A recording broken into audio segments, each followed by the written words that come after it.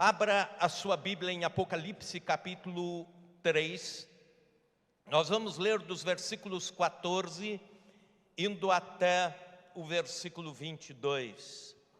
A última das igrejas, a igreja de Laodiceia. Apocalipse 14, ou melhor, Apocalipse 3, do 14 ao 22. Ao anjo da igreja em Laodiceia escreve: essas coisas diz o Amém, a testemunha fiel e verdadeira, o princípio da criação de Deus. Conheço as tuas obras, que nem és frio nem quente. Quem dera fosses frio ou quente. Assim, como és morno e nem és quente nem frio, estou a ponto de vomitar-te da minha boca. Pois dizes: estou rico e abastado e não preciso de coisa alguma, e nem sabes que tu és infeliz, sim, miserável, pobre, cego e nu. Aconselho-te que de mim compres ouro refinado pelo fogo para te enriqueceres, vestiduras brancas para te vestires, a fim de que não seja manifesta a vergonha da tua nudez, e colírio para ungires os olhos, a fim de que vejas. Eu repreendo e disciplino a quantos amo. Sê, pois, zeloso, arrepende-te. Eis que estou à porta e bato. Se alguém ouvir a minha voz e abrir a porta, entrarei na sua casa, cearei com ele e ele comigo. Ao vencedor, dar-lhe-ei sentar-se comigo no meu trono, assim como também eu venci e me sentei com meu Pai no seu trono. Quem tem ouvidos, ouça o que o Espírito diz às igrejas. Oremos. Senhor Deus, nós pedimos que a Tua palavra nesta noite seja viva para nós, viva para as nossas mentes, corações. Nossos ouvidos espirituais sejam abertos para Te ouvir, nossa mente seja aguçada. Não permita, ó Pai, que em nenhum momento qualquer distração roube aquilo que o Senhor tem reservado para as nossas vidas. Chama-nos, Senhor, e ajuda-nos a viver uma vida de santidade, buscando a Tua presença. E que, ó Deus, nós, com os ouvidos, ouçamos o que o Espírito diz às igrejas. Em nome de Jesus, amém, Senhor, amém. De todas as cartas às igrejas da Ásia, esta é a mais severa. Laodiceia é uma cidade que foi fundada 250 anos antes de Cristo. Uma rota comercial, centro médico e um centro bancário. Uma das cidades mais ricas da Ásia Menor. Era a cidade chamada rica e opulenta. Era chamada também de o destino ou o lar dos milionários da época, segundo o historiador William Hendrickson. Na cidade havia teatros, mansões. Na cidade havia estádio. Na cidade havia ginásio. Havia casas de banho e havia as primeiras expressões de bancos do sistema bancário já muito antigo. Lá, Laodiceia era, portanto, uma referência. Era uma cidade de comércio ebuliente. Era uma cidade considerada rica a tal ponto de não precisar de nenhuma ajuda do Império Romano. Os próprios moradores diziam isso. Nós não precisamos de nenhuma verba do Império Romano. Nós não precisamos de nenhuma ajuda. Nós somos autossuficientes. Acontece que a igreja da cidade de Laodiceia acabou tomando para si este estereótipo, e fazendo desse também o seu pensamento, seu jeito de ser. A igreja, ao invés de transformar a sociedade, foi transformada pela sociedade. Ao invés de influenciar Laodiceia, ela foi influenciada pela cidade de Laodiceia. A igreja se tornou popular e querida de toda a cidade, mas satisfeita com a sua prosperidade e orgulhosa pelas suas riquezas. E Jesus vem a esta igreja com algumas palavras de exortação. Aliás, Jesus não dá nenhuma palavra de motivação ou nenhuma palavra de afago ou um elogio, como por exemplo deu à igreja de Esmirna ou à igreja a igreja que estudamos agora, na semana passada, de Filadélfia. Pelo contrário, Jesus vem à igreja de Laodiceia, trazendo algumas palavras fortes de arrependimento, algumas chamadas, algumas exortações muito fortes. Cristo faz, em primeiro lugar, um diagnóstico da igreja, entendendo que esta igreja perdeu o seu fervor espiritual. Cristo, que é aquele que anda no meio dos candeeiros, nós vimos isso, por exemplo, quando estudamos a igreja de Éfeso, Jesus dizendo: eu sou aquele que ando no meio dos candeeiros. O que são os candeeiros? A igreja do Senhor. Ele anda no meio da igreja, ele visita, ele sabe, ele conhece, ele sonda os corações, ele sonda a igreja, ele conhece as igrejas. E é por isso que o texto diz: ao anjo da igreja em Laodiceia escreve: estas coisas diz o Amém, o verdadeiro, isto é, aquele que aprova diante dos céus. A palavra Amém, quando dizemos, quer dizer exatamente isso. Amém, seja aprovado como verdadeiro, seja aprovado como algo que liga nós com os céus, a igreja com o céu. Por isso que quando terminamos de orar em nome de Jesus, dizemos Amém. É por isso que antigamente nos cultos, terminava-se o culto, havia o Amém tríplice para dizer 3 vezes, inclusive invocando a verdade sobre a presença do Espírito Santo, a presença de Deus, a presença de Cristo, o Amém, Amém e Amém. E aqui Jesus diz: eu sou o Amém, aquele que está ligando coisas verdadeiras entre céu e terra.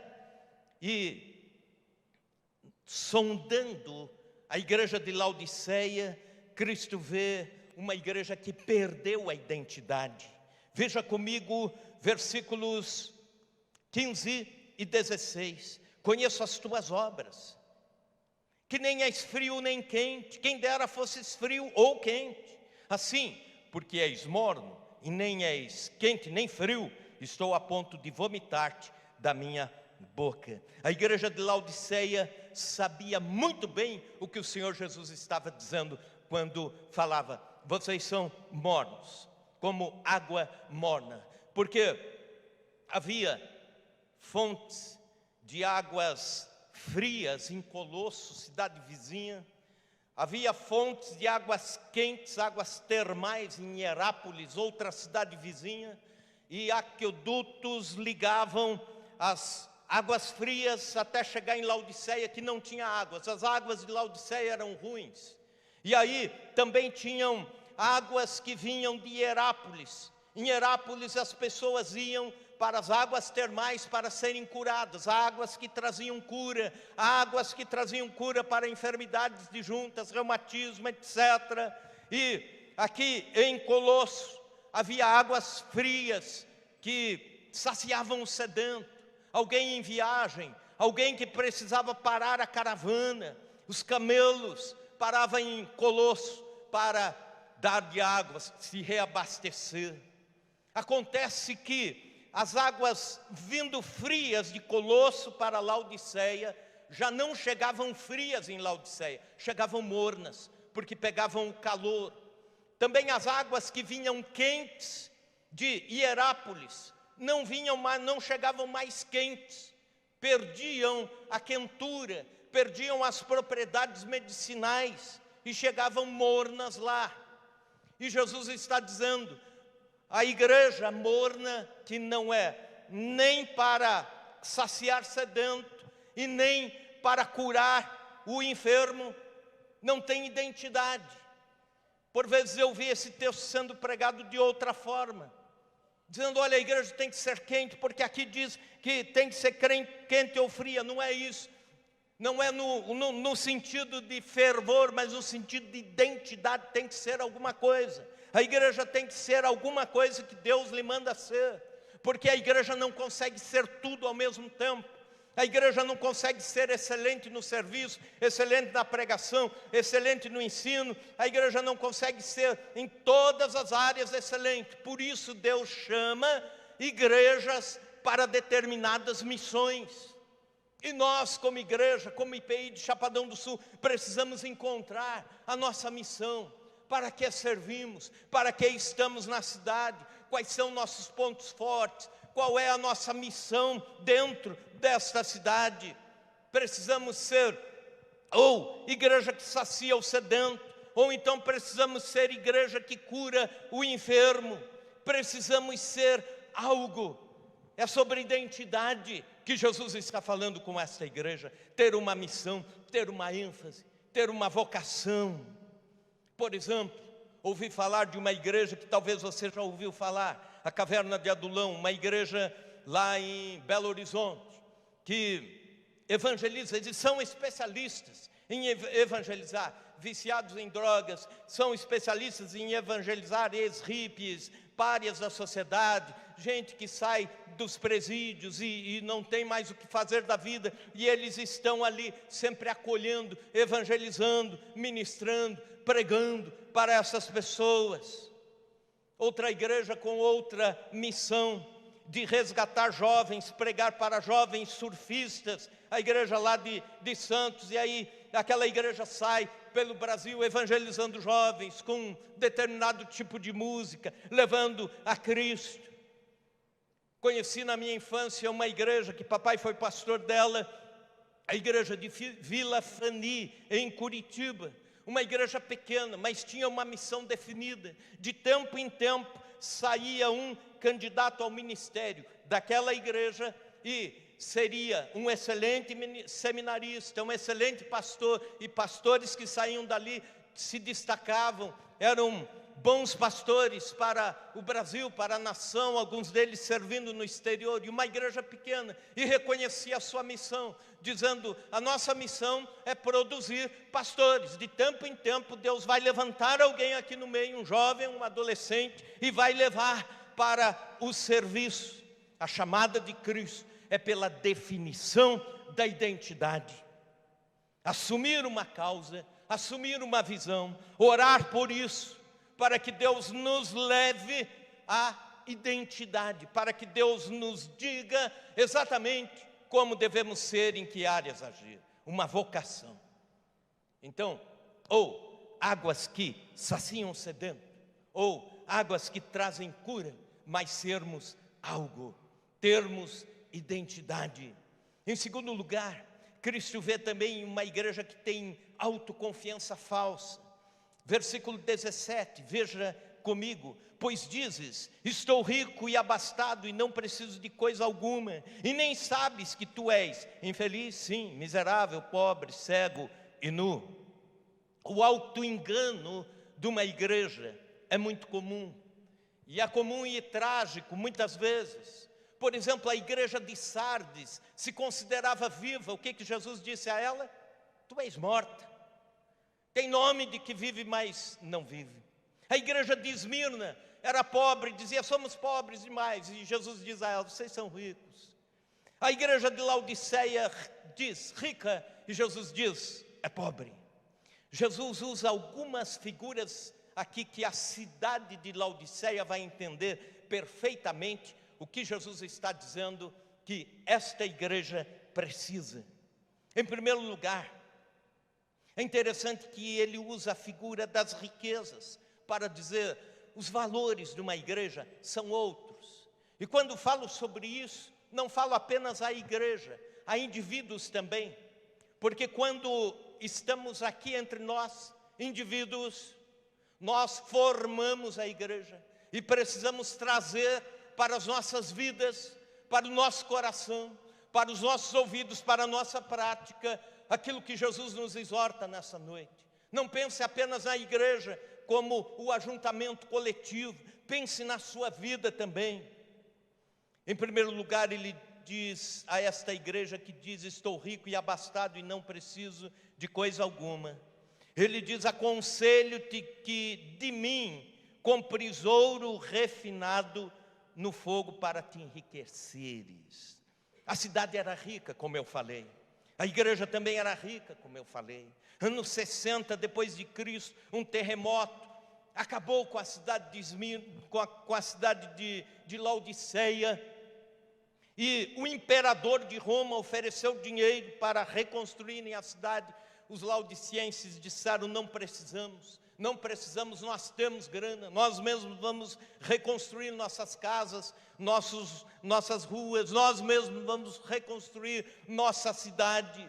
Acontece que Jesus chama esta igreja de miserável, pobre, cego e nu. Por quê? Porque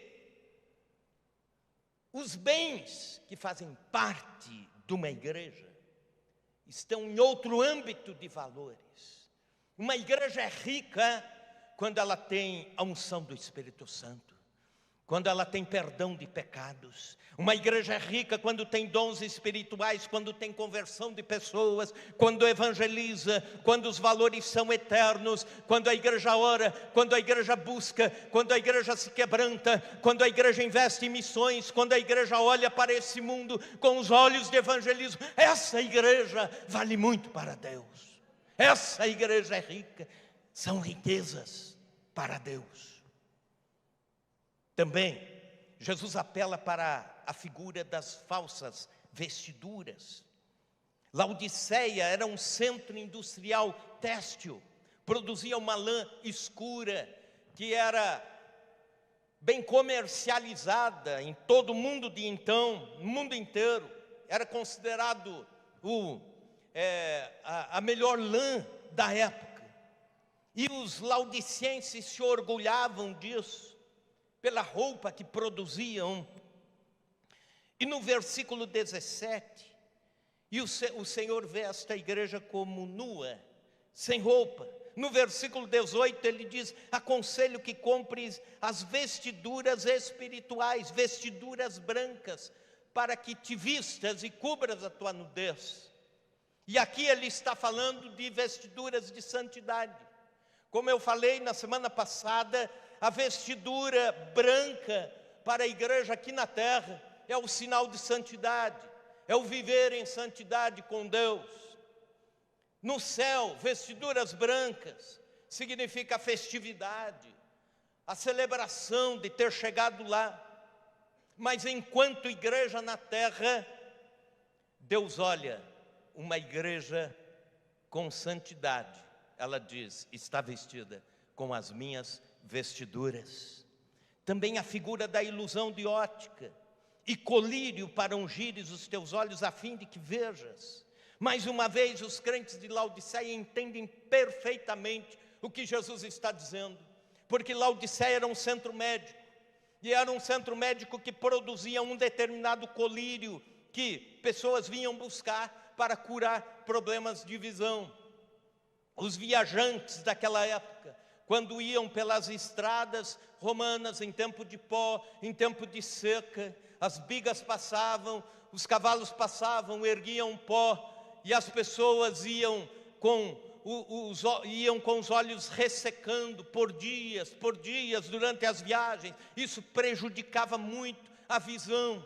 E as pessoas então iam até Laodiceia buscar um determinado colírio que lhes fazia bem às vistas. E Jesus diz: aconselho-te que de mim compres ouro provado no fogo para que te enriqueças, e colírio para que vejas abras os teus olhos, para ungires os teus olhos, a fim de que vejas. Versículo 18.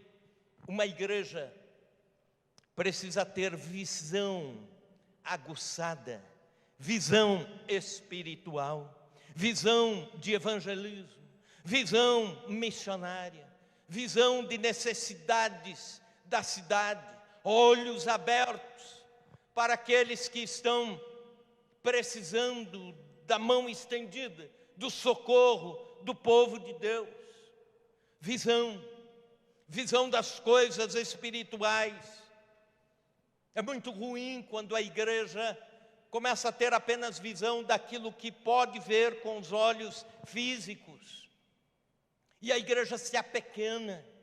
Mas quando erguemos os olhos, quando temos um olhar amplo de discernimento espiritual, Deus começa a usar a igreja. Precisamos de visão espiritual, e para isso o colírio de Jesus. Mas Cristo também insiste em ter comunhão com esta igreja. Veja o versículo 20, ou o 19, veja. Eu repreendo e disciplino quantos amo. A disciplina de Deus, portanto, não é para abater alguém, mas é para demonstrar o seu amor restaurando alguém. E Ele está falando isso para esta igreja, dizendo: eu estou disciplinando esta igreja de Laodiceia porque a amo. E Ele diz: sê pois zeloso e arrepende-te. Arrependimento é mudança de proposta, é aquilo que antecede uma conversão. Na conversão você tem a atitude de mudar o seu caminho, mas o pensamento que procede isso, a motivação, a gente chama de arrependimento, a mudança de pensamento a respeito de alguma coisa. Você está indo numa vida de pecado, de distanciamento de Deus, mas de repente você muda a sua vida, muda seu coração, e isso te leva a mudar de direção, muda o seu comportamento. Ele está dizendo a essa igreja: arrepende-te. Versículo 20: eis que estou à porta e bato. Se alguém ouvir a minha voz e abrir a porta, entrarei em sua casa e cearei com ele e ele comigo. Cristo insiste em ter comunhão com uma igreja que perdeu o fervor espiritual, trocou seus valores, inverteu valores materiais, valores espirituais, que perdeu a visão. Mesmo assim Ele chama o arrependimento e chama a comunhão. Estou à porta e bato, e quero cear, quero entrar. Esse texto não é para incrédulos. Em muitas ocasiões já vi gente pregando esse texto em momentos evangelísticos, dizendo assim: olha, Jesus está na porta do seu coração, eis que estou à porta e bato. Esse texto aqui é escrito para uma igreja de crentes, que deixaram Jesus de fora. Que coisa patética. Ele é o Senhor da igreja e está de fora da igreja, querendo entrar na igreja que é dele. Pode isso? Pelo menos lá em Laodiceia era o que estava acontecendo. Ele é Senhor das nossas vidas, e às vezes Ele precisa ficar batendo, dizendo: posso entrar? Posso entrar, porque as decisões você toma por você mesmo, as escolhas da vida você faz por você mesmo. Os momentos mais felizes da vida você se alegra com você mesmo. Os momentos de desespero você me busca de vez em quando, mas eu quero entrar. Eis que estou à porta e bato. Ele quer voltar a ser Senhor na vida de quem já deixou de lado o senhorio de Cristo. E Ele quer voltar a ser Senhor da igreja. Eis que estou à porta e bato. Aquele que ouvir a minha voz e abrir a porta, entrarei em sua casa, cearei com ele e ele comigo. Isto é, vou ter comunhão. Na antiguidade, o cear, o estar à mesa, era o momento de maior símbolo de comunhão. Era o estar junto à mesa, a ideia, comunhão absoluta, comunhão, lealdade, transparência, amizade. E Jesus diz: eu quero isso. Eu estou à porta, batendo e querendo exatamente isso. Quando invertemos os valores, perdemos a comunhão com Deus, e Ele pede: eu quero entrar, estou à porta, estou batendo, eu quero entrar. Cristo bate a porta, Ele insiste em ter comunhão, Ele quer entrar, Ele quer cear. Mas também Cristo faz uma promessa aos que não perderam o fervor, ou então aqueles que perderam e restauraram o fervor, que se arrependeram, que colocaram em prática o versículo 19: arrepende-te, estou à porta, abra a porta. Aí versículo 21, ao vencedor dar-lhe-ei sentar-se comigo no meu trono, assim como também eu venci e me sentei com meu Pai no seu trono. Quem tem ouvidos, ouça o que o Espírito diz às igrejas. Cristo faz uma promessa, E aliás, ele tem competência para fazer promessas. Ele se apresenta à igreja de Laodiceia, uma igreja cética, uma igreja materialista, uma igreja que perdeu o senso de valores eternos por causa dos valores temporais. Ele diz: eu sou o Amém, a verdade que liga o céu e a terra. Eu sou a testemunha fiel, verdadeira.